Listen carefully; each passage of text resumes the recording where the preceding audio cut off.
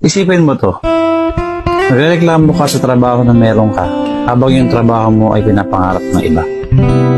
Minsan naiinis ka sa anak mo sobrang kulit, pero yung iba nangarap na magkaroon ng anak. Hindi mo gusto yung bahay na meron ka, pero marami ang nasa kalsada, wala man lang matuluyan. Minsan gusto mong bawiin yung sarili mong buhay, pero yung iba gagawin ang lahat para lang mabuhay. Minsan kaya hindi ka masaya kasi hinahanap mo yung mga bagay na wala sa'yo. Alam mo, subukan mong tumingin sa paligid mo at makikita mo na napakadaming bagay na meron sa'yo na pinapangarap ng iba. Huwag mo kasi hanapin yung mga bagay na wala sa'yo. Sa halip, magpasalamat ka sa mga bagay na meron ka. Baguhin mo na yung kaisipan mo.